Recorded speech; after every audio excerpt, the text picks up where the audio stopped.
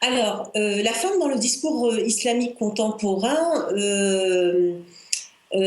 il est vrai que le discours enfin, islamique contemporain sur les femmes est resté le même depuis, je dirais même depuis des siècles. Il n'y a pas eu de changement par rapport à ce qui se disait depuis la jurisprudence islamique depuis les premiers siècles, c'est-à-dire le 9e siècle, où il y a eu la codification des sciences islamiques. Et malheureusement, aujourd'hui, le discours majoritaire sur les femmes est un discours qui reste monomorphe, qui reste apologique et qui fait dans le justificatif.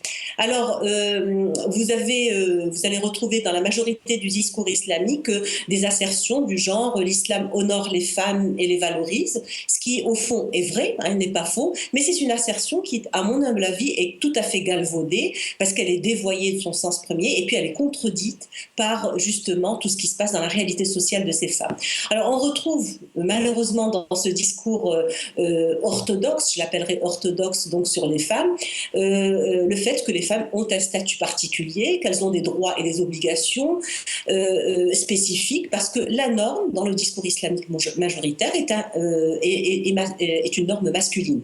Donc l'homme, c'est la norme et les femmes sont des subalternes, généralement.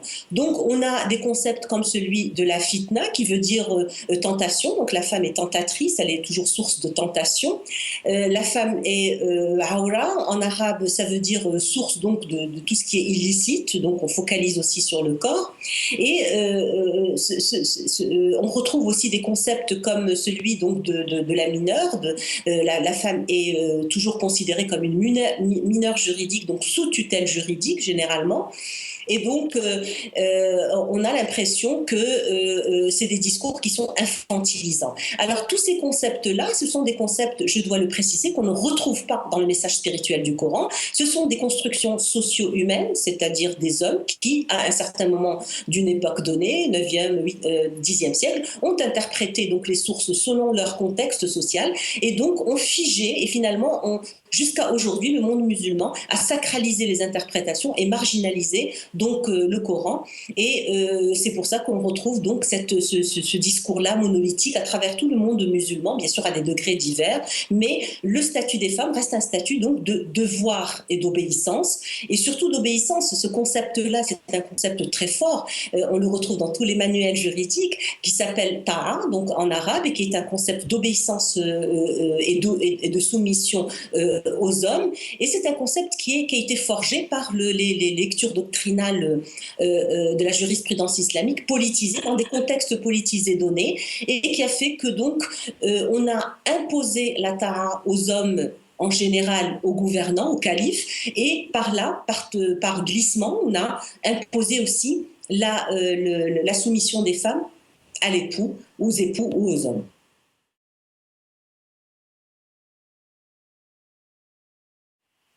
Alors, il faudrait savoir d'abord que la connotation, le concept du concept de féminisme est très connoté dans les pays musulmans, et donc connoté péjorativement. Hein.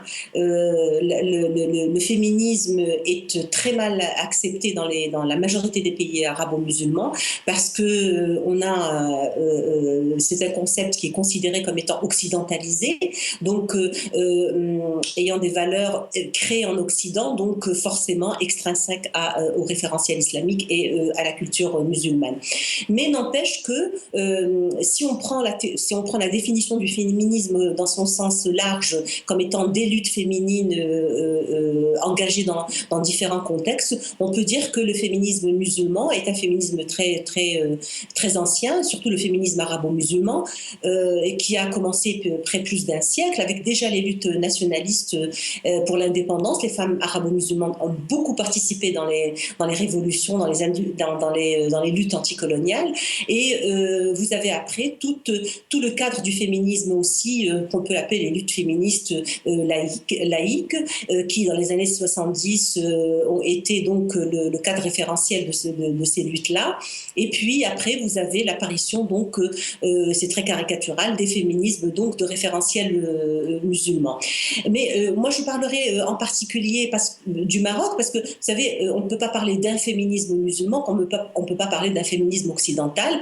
Les féminismes sont pluriels, même au sein même d'un pays donné, d'un contexte donné. Et donc les féminismes, par exemple au Maroc, dans les années 70-80, il faut toujours rappeler que ce sont les féministes laïques marocaines qui ont été à l'origine justement de la réforme du Code de la famille, et que c'est grâce à leur lutte donc incessante qu'elles ont pu finalement faire transformer les lois et arriver donc à ce code qui est quand même assez avant-gardiste dans le monde arabe en 2004.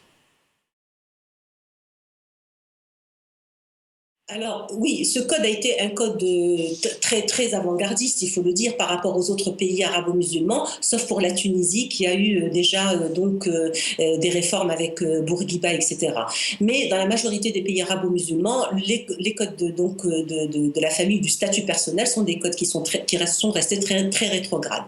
Le code de la famille, la réforme du code de la famille en 2004 a eu des avancées ou a présenté des avancées qui sont extraordinaires sur tous les plans par rapport par exemple à la co-responsabilité des deux époux, alors qu'on avait avant dans le code ancien l'époux qui était le chef de la famille. Nous avons la co-responsabilité, nous avons le divorce égalitaire, nous avons le wali ou le tuteur de la femme qui est devenu pour la femme, pour le mariage, qui est devenu optionnel. Donc plein de lois qui vont dans l'émancipation justement et un peu plus de droits pour les femmes. Mais malheureusement, ce que je dis toujours, c'est que ces lois sont très importantes, elles sont même essentielles, mais les résultats que nous avons eus sont des résultats après 10 ans, justement, des résultats qui sont insuffisants, qui sont même restés très peu efficaces, et tout simplement parce qu'on a fait l'impasse sur l'essentiel, c'est-à-dire la réforme de la pensée islamique et de l'enseignement et la réforme du discours islamique.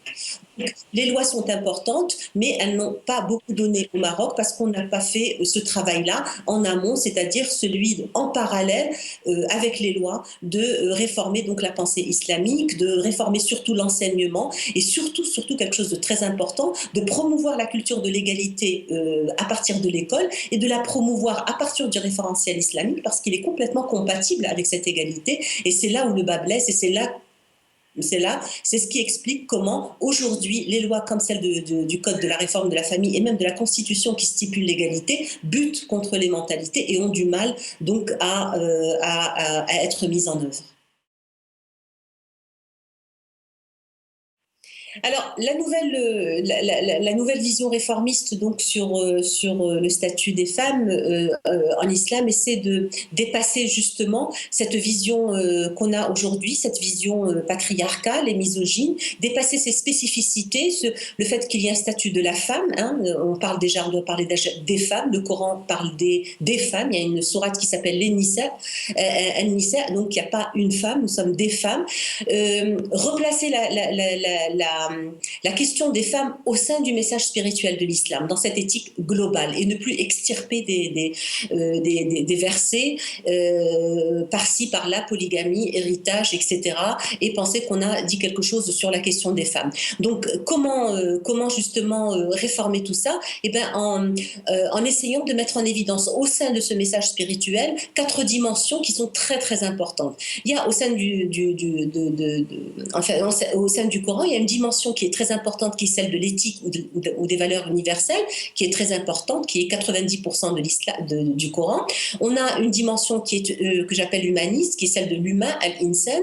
La femme est un être humain, elle est considérée insan, c'est-à-dire un être humain comme l'homme, et donc on a une conception complètement égalitaire. Et puis vous avez les concepts égalitaires qui sont la dimension normative, que j'appelle normative égalitaire, qui sont les versets égalitaires et certains concepts clés égalitaires, et vous avez la dimension sociale qui pose problème, parce que c'est cette dimension-là où on va retrouver, disons, 5 à 6 versets qui posent problème aujourd'hui au niveau de la thématique de l'islam et des femmes, et qui sont la thématique thématique de l'héritage, de l'autoritarisme, c'est-à-dire de la fameuse qiwama qui s'appelle l'autoritarisme, du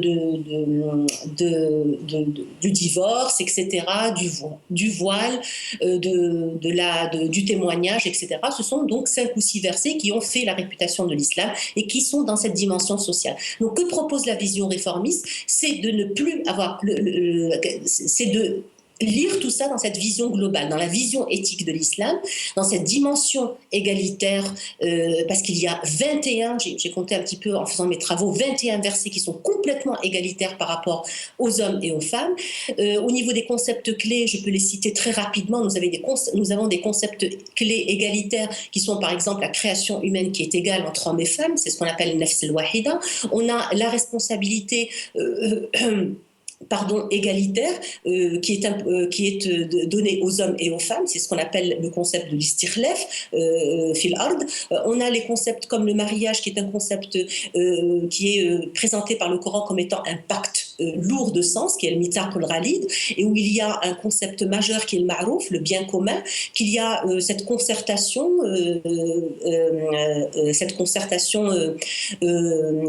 complémentaire, cette tashawur wa taradi.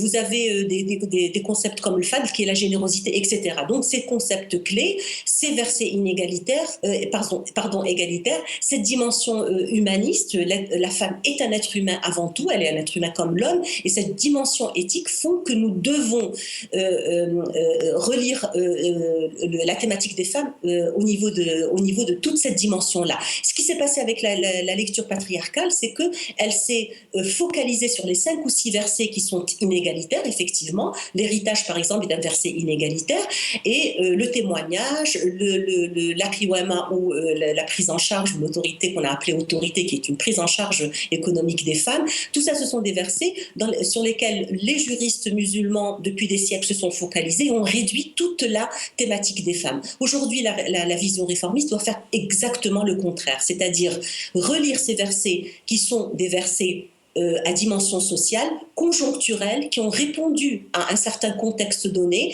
Aujourd'hui, notre contexte s'est complètement transformé, c'est le cas de l'héritage. On ne peut plus accepter la demi-part parce que même si ce verset est dans ses finalités les justes, il reste inégalitaire. Et donc, ces versets-là, on doit les lire à l'aune de toute l'éthique globale et des autres versets égalitaires et des concepts clés égalitaires.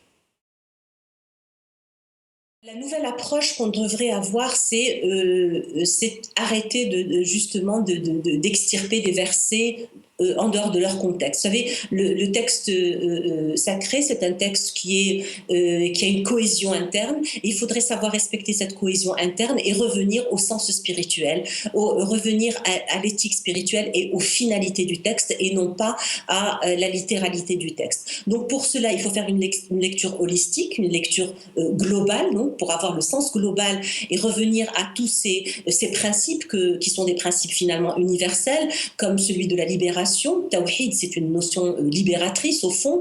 Le concept donc de la justice, qui est un concept très important, celui de l'adl, donc de la justice, celui de la raison, l'aql aussi, des concepts comme celui de l'ilm ou de la connaissance, du savoir et des sciences. Donc il faudrait la liberté de conscience, il faudrait revenir à ces valeurs-là qui sont des valeurs socles donc du message spirituel, donc à son éthique, à ses finalités. D'ailleurs, une science qui s'appelle la science des finalités, ilm al-maqasid, et qui est très connue en islam, mais qui a été marginalisée au détriment d'une lecture littéraliste qui fait qu'on est toujours dans la littéralité et dans le rigorisme qui aujourd'hui est malheureusement majoritaire dans cette vision qu'on a aujourd'hui, ou dans ce discours islamique et dans la pensée islamique majoritaire.